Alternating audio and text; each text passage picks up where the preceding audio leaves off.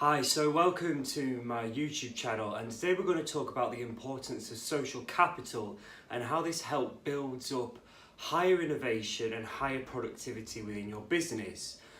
So when I've been doing my research, social capital can bring in high community into your organization, and that develops this culture of motivation and inspiration, that desire to go and want to do something.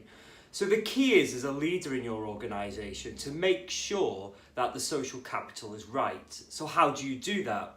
Well, social capital is built when social meanings and connections happen and they start to form. You've all probably been to that event or that networking event where you've met someone and you clicked. That's when the social meaning, when it's happened, and you're going to do something from that, from happening. And that's why you need to embrace and build this more social capital within your organisation. Now, this could be done in many different means or formats. A lot of companies take time out to have team away days or project working days because it helps people to connect together. It helps people to connect together who traditionally wouldn't be working on that specific team or that development area. Therefore, they're meeting people for the first time and they're doing skill swaps, or what I like to say is the co-learning experience which starts to happen. And that's something we're going to talk about very soon as well.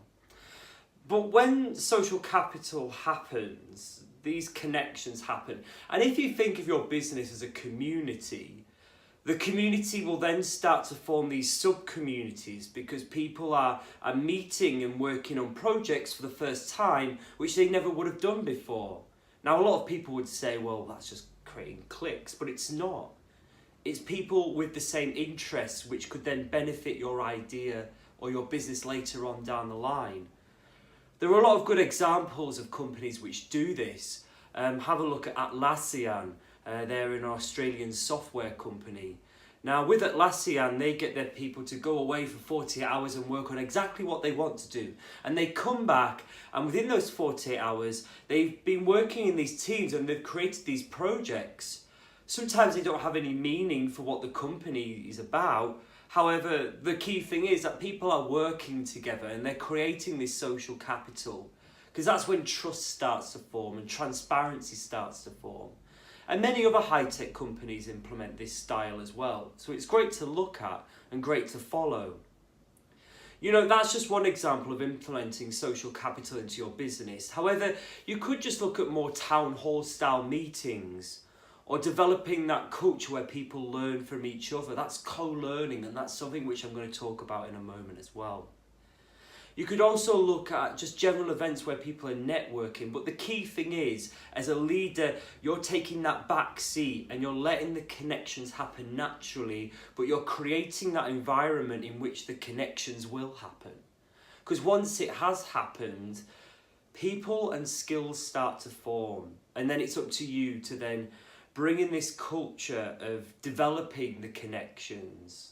How I would do it, say if you do this 48-hour or 24-hour or even 5-hour event where people are working together, you then get the people connected.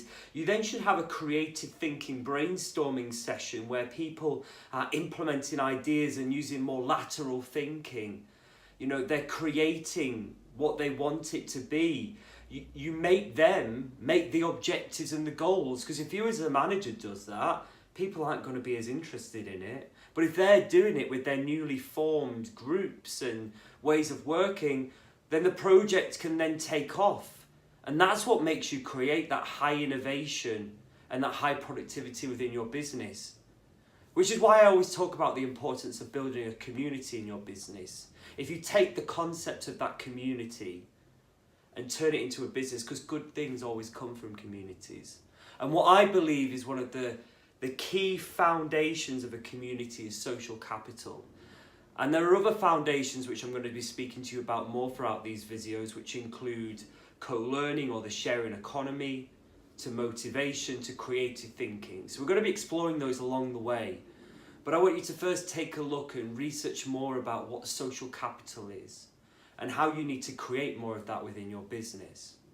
So do check out more of my blogs at robertmitton.com or through my learning, which is on Bright. I'm also available on Twitter at Bobby Mitten. Check out all my details below.